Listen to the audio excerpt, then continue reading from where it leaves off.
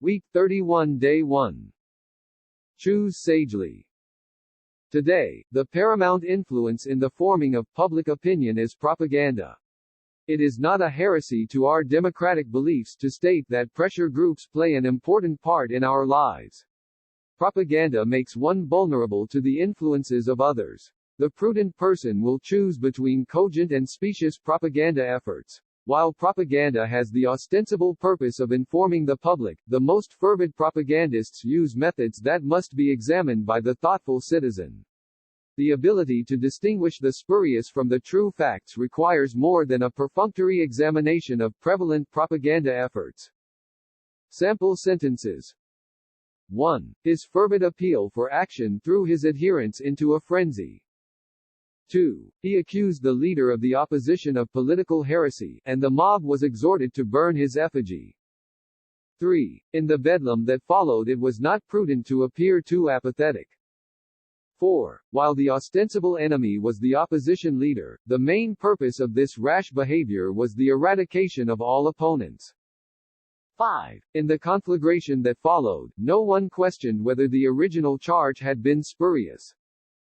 Week 31 Day 2. A free society. In a free society, it is intrinsic that individuals and groups have the inherent right to propagate idea and try to win converts. We do not look upon an idea different from ours as an anomaly that should be precluded. Nor do we permit only innocuous or congenial beliefs and forbid those that we believe are dubious or spurious. In a country of competing pressures, we are accosted by a surfeit of propaganda that tends to overwhelm us.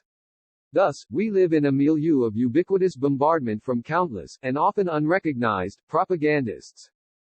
Sample sentences. 1. I must inveigh against your attempt to propagate the belief that your political system will result in a panacea for all problems.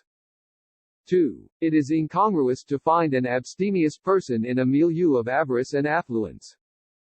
3. Siamese twins are considered a birth anomaly. 4. There appears to be no such thing as an innocuous heresy. 5. When can we expect a respite from the surfeit of TV commercials? Week 31 Day 3. Who listens? As the quantity of propaganda becomes greater, ideas are presented in more strident tones in order to overcome the increased competition.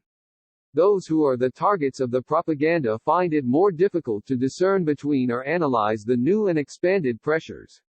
The concomitant situation that develops with the stepped-up propaganda is one in which the individual retreats into a state of lassitude.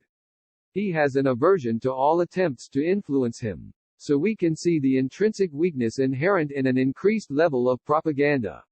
It has the deleterious result of reducing its efficacy upon the individuals or groups who were its objective. Sample sentences. 1. There are many concomitant dangers to obesity. 2. Her strident voice added to the bedlam. 3. After the frenzy that accompanied the burning of the effigy, they were all acutely aware of a feeling of lassitude. 4. The gist of the report was that smoking will have a deleterious effect on health.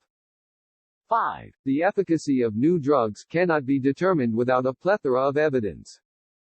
Week 31 Day 4. The people decide. The place of propaganda in a milieu that is not free differs from its place in an open society. In a dictatorship, there is no competing propaganda. Those who dissent from the official line may do so only in a clandestine manner. Where there is no open ferment of ideas, the possibility of discerning the true from the spurious is attenuated. In a democracy, the inevitable arbiter of what propaganda is to be permitted is the people. It is incumbent upon each citizen to choose between competing propagandas, while remaining cognizant of the value for a democracy in the existence of all points of view. Sample sentences.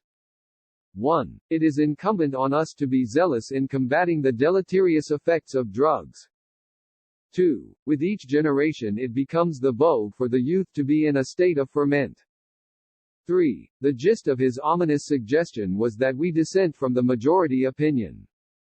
4. The strength of her appeal was attenuated by the flamboyant embellishments for which many had a strong aversion.